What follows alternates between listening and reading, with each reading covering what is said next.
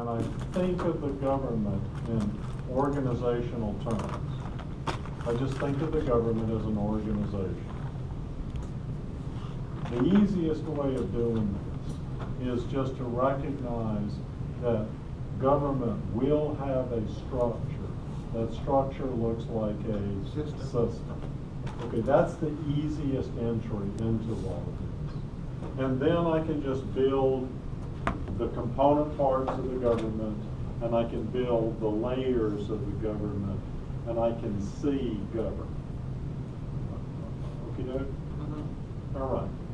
So in order to move from just that idea to actually looking at the consequences that come out of government, you've got to populate the government with human beings, with people. Which creative process? Okay, and that's where you begin to make a transition from system to process. Once you recognize that there are people inside that government, then you can start thinking process, problems, inputs, outputs, outcomes, consequences. Does that make sense to you? Yes. Okay. But just because I populate the government with people does not guarantee that those people are actually going to produce anything that will generate a consequence. I have to have those people work together in order to produce consequences. That's why working relationships become such a focus on what we do. Does this make sense so far? Yes. So, once I get the system built and I populate the system, the next step is trying to figure out how to get those people to actually work together to actually produce anything. Good to go? We good? Okay. That's why Herbert Simon was so important to all of this. Simon's definition of an organization shifts our focus from the thing to the people in the thing. And then we start looking at the characteristics that those people possess. And the first thing you learn is that, from Elder and Cobb, is that the people in government are not rational. That means I didn't be coherent. But they're clearly not rational. Okay? We good? Yes. Does that make sense? All right. So, if the people in government are not rational, then that tells us something about those people. So, we start to look at the abilities or disabilities of people who are not rational. And the first thing that we find out about non-rational people is that they are emotional. And the second thing we find out is that they are capable of misperceptions. Okay? Okay. And people who are capable of misperceptions are capable of miscommunication. All right? And people who are capable of miscommunication are capable of screwing things up. They make organizations less functional, more dysfunctional. Okay? Does that make sense to you? Yes. So, when we start looking at the people in the organization, non-rational people, and we want to start figuring out not just what these people do individually, but how they engage each other to actually get anything done, this is where Denise Cheverly comes into play. This is why Cheverly is so important. Cheverly is important because she focuses attention on individual people in the organization working with other people. okay? In order to produce outputs and outcomes, people in the organization must work together. Okay? Well, once you've got that down, the question becomes, how well do these people work together? That's Chevrolet's whole idea. And Chevrolet's argument is that most often it is not the case that people work all that well together. Okay? And that's Chevrolet's 4 types of working relationships.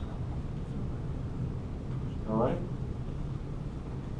Coming together or pulling together with synergy, coming apart with avoidance, coming apart with contention, coming together with autonomy. Okay?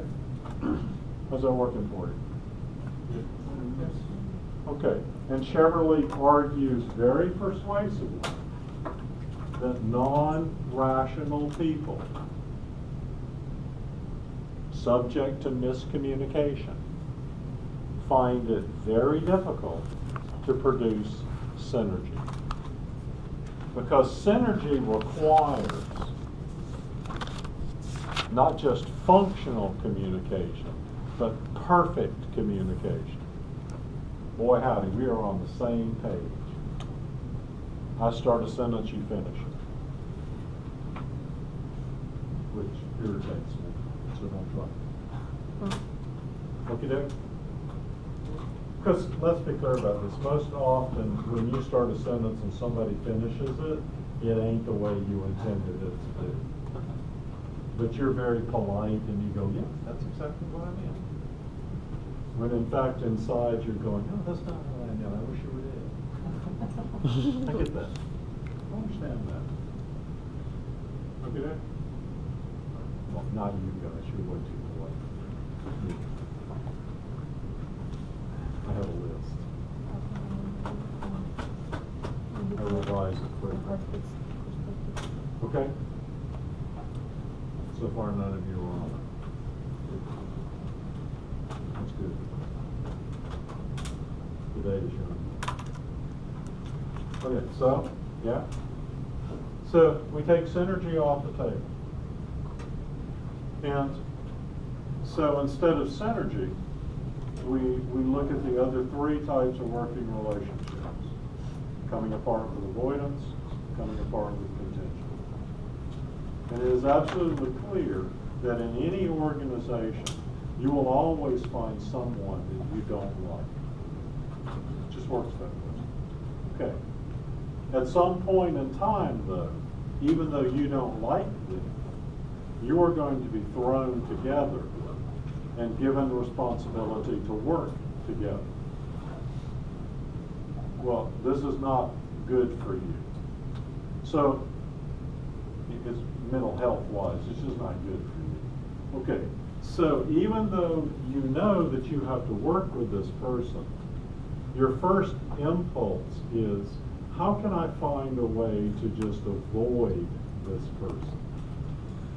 So you try to find other ways of communicating, and email works for this. So even though you may have an office 20 feet away, you will not walk down 20 feet to go talk to this person face to face because you would prefer to avoid them. You're not going to call them because then you actually might have to talk to them. So you send them an email. Well, email, ladies and gentlemen, is an inherently dysfunctional way of communicating because it's not designed to provide in-depth communication. It's designed to provide an overview. And but oh hell no, people don't do it that way. They go on and on and on and rant and rant and rant, 12 paragraphs into the email, and you're going, I'm not going to read this. I'm not reading this. It's like a manifesto. It's like, oh my God, look, a book. I'm not reading this. Wait for the movie to come out. Yeah, well, hell yeah. I ain't doing this. So, this person has poured their lifeblood into this email. I mean, they have provided with as much information as possible.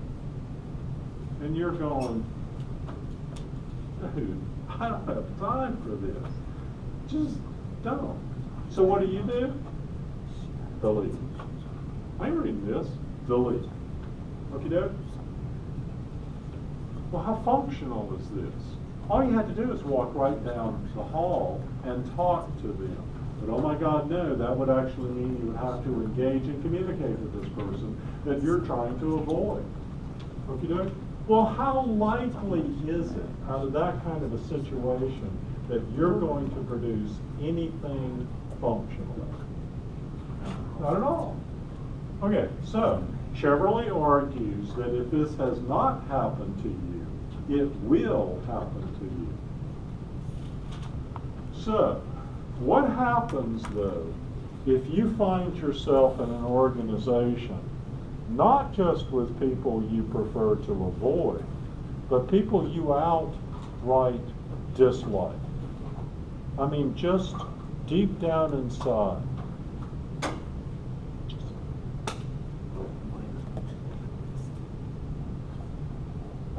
Scorpions fall from the sky.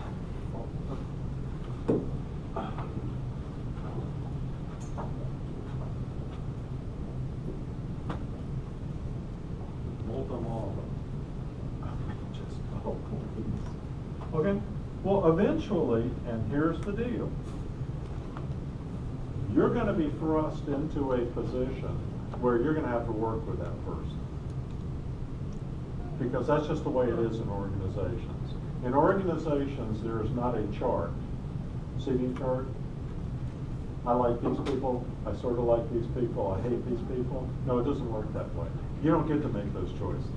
You just get to get put on a committee with people you don't like, people you would prefer to avoid, and you are told, okay, fine, you guys are going to go do this. You did not ask for this, you did not volunteer for this, no, you were told you were going to do this. Okay, this happens to me all the time. I do not volunteer for things, I get volunteered. Yeah. Yeah, you're so suited for this purpose. You're the perfect person to be on this committee. And at that point, it's like, are you going to say no to this? No, you're not going to say no to this. No. No, no, no, no, no, no, no, no, no, no. When my dean comes to me and says, you know what, I need this done, and you're the perfect person for this, I go, okay. When the vice president of instruction, who pays for part of what international studies does here at this college, comes to me and says, you know what, I need you to go do this.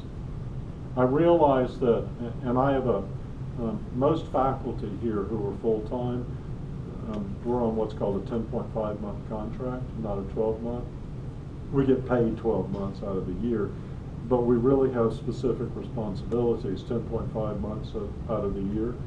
Well, okay, fine, for that other time, we're not supposed to be engaged in a lot of stuff.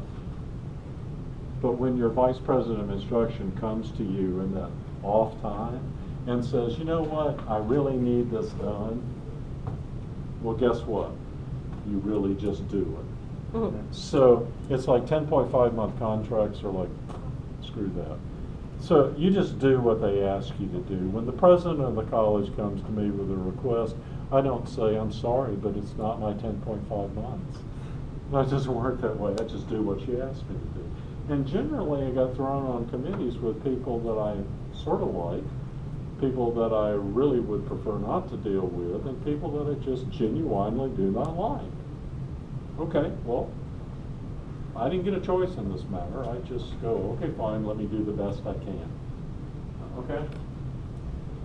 So, part of the time I'm trying to avoid some people on the committee. I'm deleting their emails left, right, and center.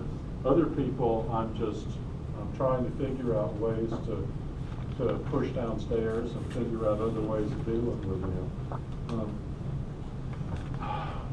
Voodoo dolls, just depends on them. I mean, I'm just trying to find any way to make their life as miserable as they're making mine. Okay, so if this is what's going on in the organization, how functional is this? Very unfunctional. No, it's like a group of sociopaths all trying to figure out ways of hurting each other. That's not functional, ladies and gentlemen. Okay, but that's the way we do things. Okay? Does that make sense to you? No, it doesn't make any sense to you. It doesn't make any sense to me. But this is how organizations function. Okay. And Chevrolet also argues that there's a fourth type of working relationship, coming together with autonomy. And I can just, it's actually easier just to use the example from 2306 that I did a little while ago. Instead of those people over there, working with those people, well, let's just work with those people over there. Okay, I have a history class over there, all right? I got you guys over here. And I'm not going to ask you to work with anyone in this room. I'm not going to ask you to communicate with anyone over there. I'm not going to ask you to communicate with anyone in this room. You are off the hook. Okay, doke? We're going to divide up a project. They're going to get half of it. We're going to get half of it. Huh? Permission by autonomy? Or That's what we mean by autonomy. They stay over there. They keep their identity, History 1301. We keep our identity, Government 2305. Right? And I'm not going to ask you to buy into anything. Our half, their half. And in here, I'm going to take our half and I'm going to subdivide it and give each and every one of you a small portion of the project. I'm not going to ask you to communicate with anyone in this room. You're off the hook. You don't have to know anybody in here. You don't have to know anything about anybody in here. Your mental health is saved. You don't have to figure out who you like, who you don't like. You don't have to do any of that. All you have to do is your little bit of the project. Okay? And at the end, we'll collect what they do, and we'll collect what's in here, and we'll put it all together in a project, we'll turn it in, and we'll all walk away happy. Okay, well, how likely is it that that's going to be a fully functional project?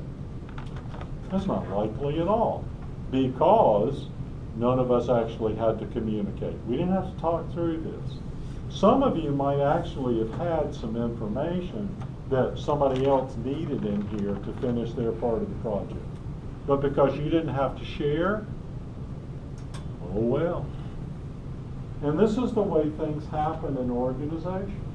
People get thrown together who have absolutely no idea about what they're doing, and they're told to go do stuff. And they just break it down into the smallest component parts possible and just do stuff. It's just called stuff doing. Well, most of the time what gets done is not all that functional. Well, I did it. I have no idea what anybody else did, but I did my part. Don't yell at me, and it's not my problem. Okay? And this is the way organizations function. Okay. How functional is that? Not at all. Okay, so don't get all upset when somebody says on Fox News, government's the problem. Well, it's not the problem. It's the way organizations are built is the problem. Organizations are inherently dysfunctional. And Chevrolet makes that point very clear.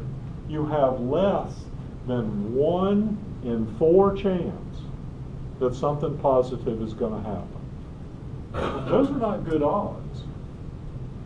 But this is the way we do things. We think, non-rational people believe that if we create an organization, that organizations are the pathway to building positive results. That's what we believe. Yes? Mhm. Well, why in the hell do we have so many organizations if that's not what we believe? Wrong. They sound good. Well, they do. I mean, they do sound good. I mean, okay, fine. We have a problem. How do we deal with the problem? Ooh, let's create an organization. That's the way to do it. Why do we do it that way? Because this is what we believe. Look, do you understand insanity? The process of doing something over and over again in the hopes of getting a different result. That's insanity. Well, we just keep building organizations over and over and over again. And what do we get? Less than optimal outcomes, less than optimal consequences. But we believe in the organizational structure. We believe that this is the way we should do things. And why do we do that? Because we live in a society where our culture tells us this is the way we do things. Do it this way, don't do it that way. Build organizations. What's the most positive, direct method of getting to a positive consequence? Through organizations. It's a part of our culture. It's a part of who we are. We have bought into this. Okay? And Chevrolet tells us, well, okay, fine. We may have bought into this, but we have a less than 1 in 4 chance that anything positive is going to come out of this.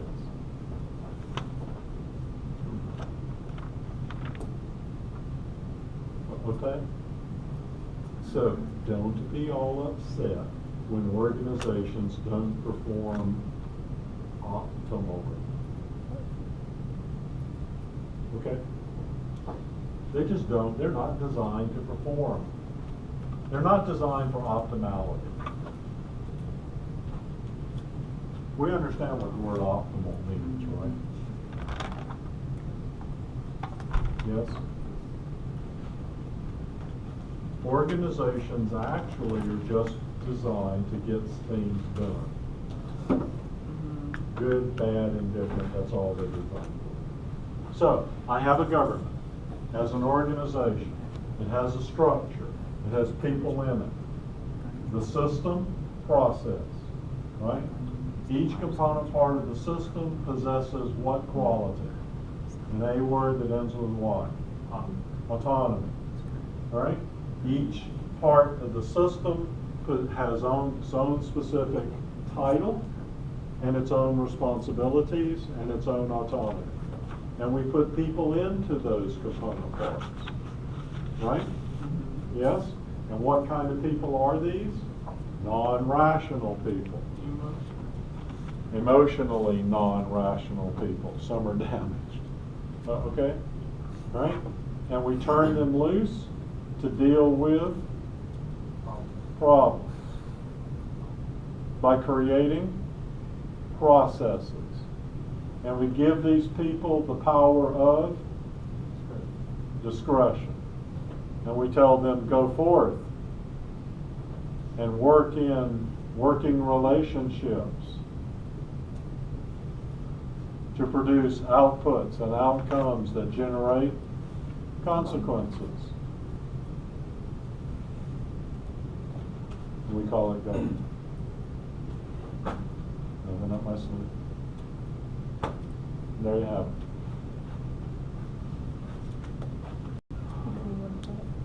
That's actually your essay. Oh my God, look at that. Do that. Do what? That.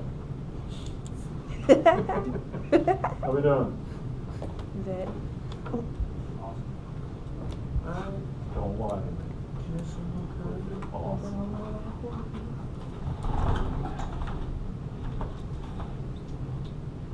The only thing awesome about this is it's Thursday.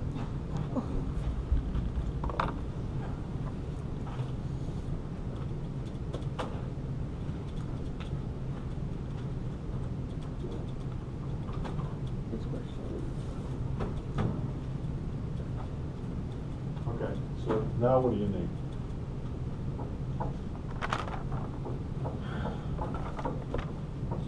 Question. What When you said 3 pages minimum, does that mean like 3 sources of pages, or you mean like? What does that mean? No, it means like, okay, what's this essay about? Culture. Federalism, and how they connect to the Constitution. Okay, your essay is principally about whether or not you understand government from the system and the process side of the coin, from federalism and intergovernmental relations, right? Okay, so that necessitates you understanding the role of the Constitution, right? Mm-hmm. Okay, so here's the answer to your question. Mm-hmm. The answer to your question is, in your textbook, you have an entire chapter that talks through the role of the Constitution and the importance of the Constitution, right? Okay, so if I want to understand the government in the United States of America, I begin by understanding the Constitution. Once I understand the Constitution, I can then see that from the Constitution is this concept called federalism, which provides an understanding of the structure of government. Right? And once I get the structure of the government now, I then turn my attention to the people in the government, and I start looking at a concept called intergovernmental relations, right? Yes. And I start looking at the process. Okay, so you have chapter 2 of the book looking at the Constitution, and chapter 3 of the book looking at both federalism and IGR. Okay, so what I'm asking you to do is, in a minimum of 3 pages from material in the book, Okay. provide your understanding of what the book talks about in terms of the role of the Constitution, what federalism is, and what intergovernmental relations is. Okay? Here be the book. Here be my understanding of the book. I put the 2 together, and that's what I'm after. Okay? Hi. When we're making the list of the terms for That you're going to check twice. Yeah. We want it like a bulleted list, just like. I don't care. So, That's up to you. Enough to this will be a lot of sentences one by one, which start from Kind of if we just use one term per line. That's fine. But what I want, here's what I want. What I want is I want the list. I want that list. Now, if you want to combine the list and the definitions,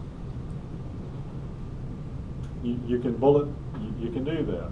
You can list federalism, and by federalism I mean, but I want the absolute definition right there.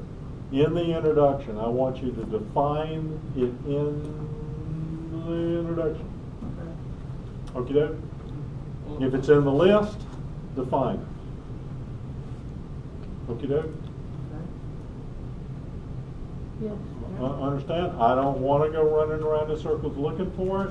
I don't want you, if you want to sort of think through an expanded definition from yourself, that's fine, but I'm not asking for that. Recognize that in the book, there is a definition of political culture, there is a definition of the institutions, there is a definition of federalism. I gave you the definition of IGR. Just use those. Okay, just use them.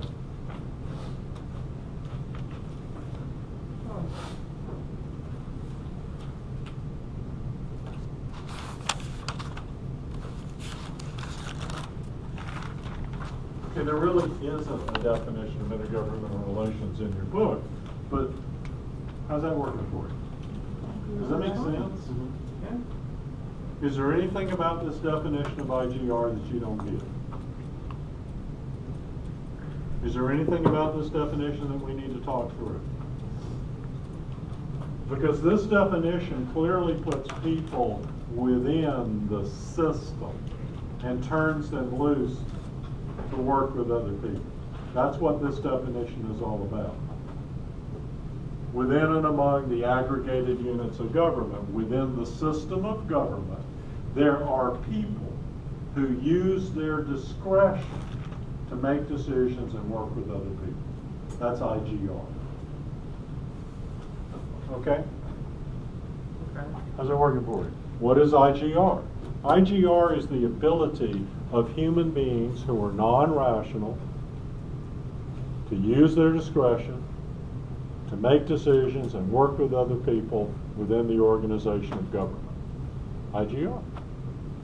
Hey, that's what that said. Ooh.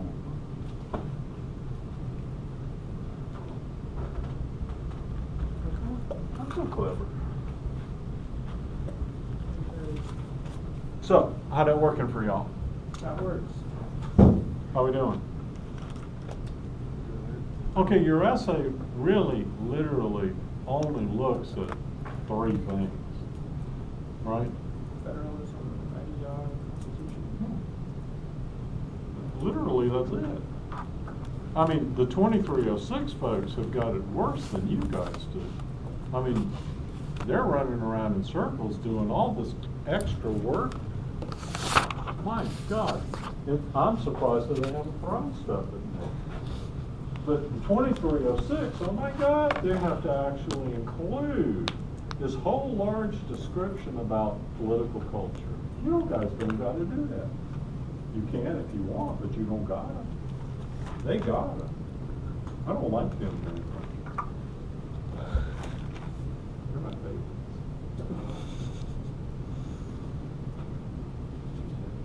No problem. Look it up. So what do you need from me?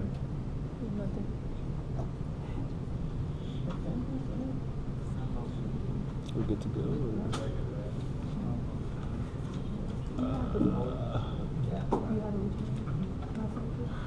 You got the introduction? Yeah. Okay, because some of you yesterday were giving me this kind of side-eye look like, I mean, I know he just said he wants this in there, but there's no way in hell he actually wants this in there. I really do want that statement in your essay. Yes, I do. I want that in there. All right. Some of y'all heard this last time around, but literally, I need that statement in there, because if I don't get what I asked for, and you put that statement in there, I am going to come back to you and I am going to say, you did not do what you said you were going to do. I am very disappointed in you. Here, take this essay back and fix it. And then you'll hit them with a branch. I might. But I'm clearly going to ask you to redo it, and keep asking you to redo it until you do what you tell me you're going to do.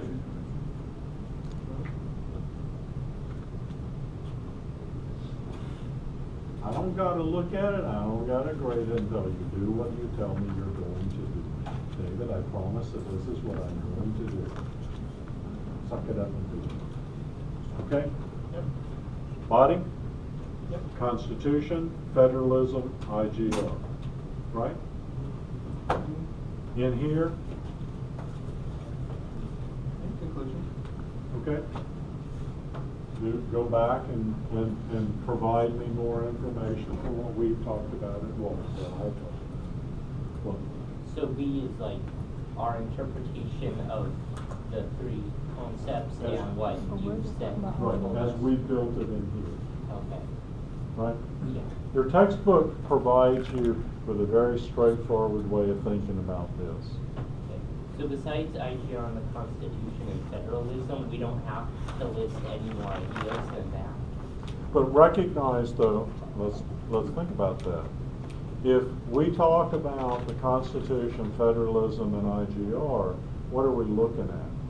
Well, then we have to list a couple things like autonomy and. Why do you have to use autonomy? Because it relates to IGR and how people Real work process. together. Okay, And we why have- do you have to put process in there? That's what federalism and the Constitution end up becoming. Like, I mean, you have to, those are the 3 ground ideas in the list, and then you have to build Okay. on those with a couple more ideas, but besides that, that's the basic. That's a system. Those are ideas and concepts, so you may as well listen. So I got the Constitution, right? And out of one way of looking at this thing called government out of the Constitution is the concept of federalism. What's federalism describing?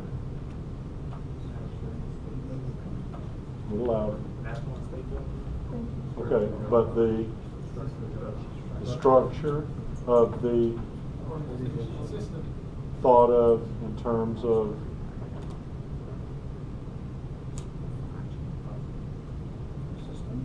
system. And if I look at a system, then I'm looking at you're going to have to define system, right? Which gets you to autonomy, right? And then when you start to include IGR in the list, then you immediately think of process. And in terms of process, we start thinking of people. And those people become not rational, but non-rational. So maybe that should be in your list, right? And then we start looking at the qualities of those people, and we find out that those people possess emotions. Well, yes, they do. And discretion, right? So shouldn't discretion be in your list? Yes. So what my point is, if you start with the A part, the body, right? The B part is refining what you just talked about. Okay, fine, I got this part in the A, but I'm also, when I talk about this, here are these other things, right? That's not in your book. System's not in your book. Process isn't in your book. Discretion isn't in your book. Autonomy is in your book. But because we are sophisticated critical thinkers in pursuit of higher education, these are the things we need to understand.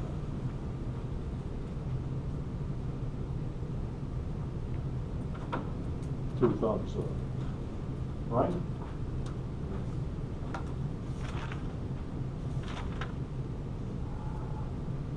How we doing?